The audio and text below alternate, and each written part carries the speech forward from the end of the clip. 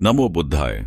दोस्तों, आज हम तथागत बुद्ध के समानता का उपदेश के बारे में जानेंगे। इस चैनल पर आप पहली बार आए हैं तो चैनल को सब्सक्राइब कर लीजिए और वीडियो को लाइक कर दें। बहुत समय पहले एक छोटे से गांव में चंद्रमणि नाम का एक ब्राह्मण पंडित रहता था।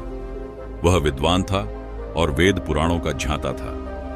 गांव के लोग उसकी विद्वता का सम्मान करते थे, लेकिन उसका स्वभाव कठोर और अहंकारी था। वह हमेशा अपनी जाति और ज्ञान पर घमंड करता और दूसरों को नीचा समझता। मैं ब्राह्मण हूं, मेरी तुलना इन साधारण लोगों से कैसे हो सकती है, वह अक्सर सोचता।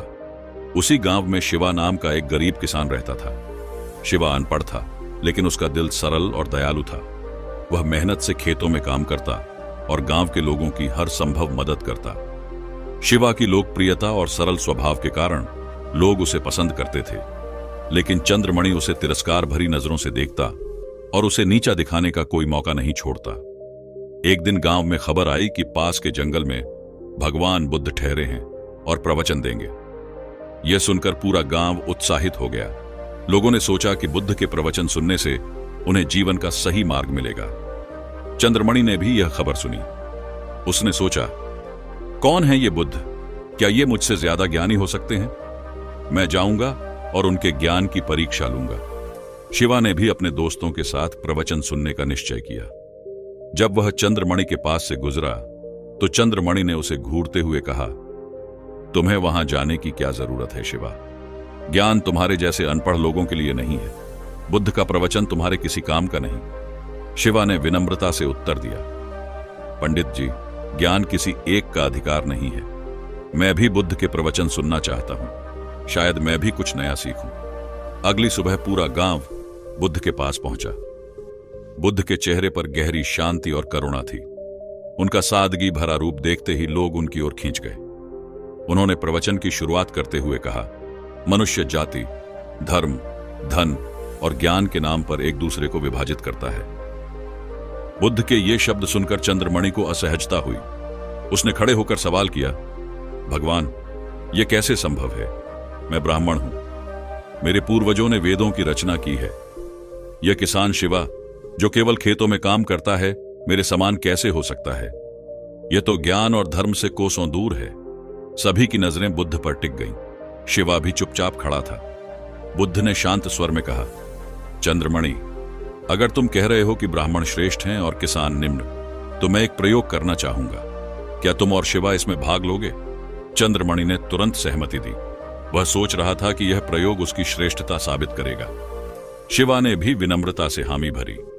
बुद्ध ने दोनों को एक एक मिट्टी का पात्र दिया और कहा, इन पात्रों में पानी भरकर लाओ, लेकिन ध्यान रहे कि पानी शुद्ध हो। इसे ध्यानपूर्वक लाना, क्योंकि मैं इसका उपयोग एक अनुष्ठान में करूंगा। चंद्रमणि ने पास के तालाब से पानी भरा। उसने ध्यान दिया कि तालाब का पानी साफ और चमकदार है। उसने गर्व से सोचा, मैंने सबसे अच्छा और शुद्ध पानी चुना है।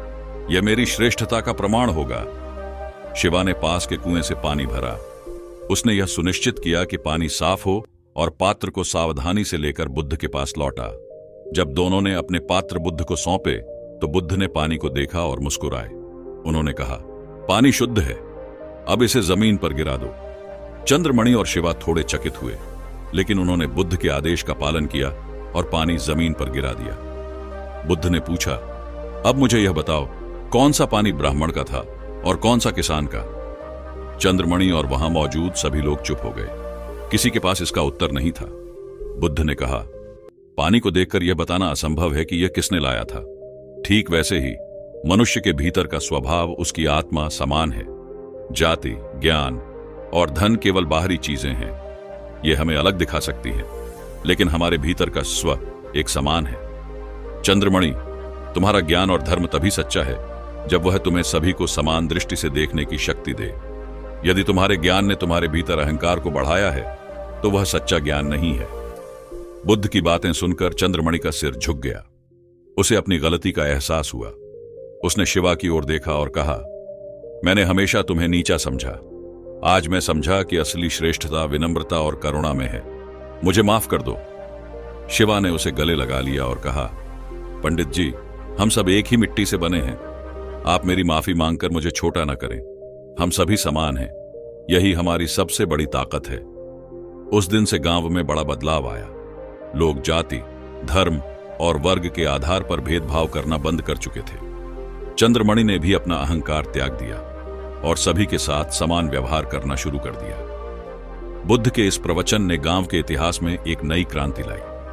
लोगों ने समता और करुणा को अपनाया और एकता का मार्ग चुना। यह कहानी हमें सिखाती है कि असली ज्ञान वह है जो हमें समानता और करुणा का महत्व सिखाए। जाति, धर्म या ज्ञान हमें अलग नहीं कर सकते। जब हम सबको समान दृष्टि से देखने लगते हैं, तभी समाज में सच्ची शांति और एकता स्थापित होती है। समता का संदेश केवल भगवान बुद्ध का उपदेश नहीं है, बल्कि यह एक ऐसा सत्य है जिसे अपनाकर हम अपने जीवन को बेहतर बना सकते हैं।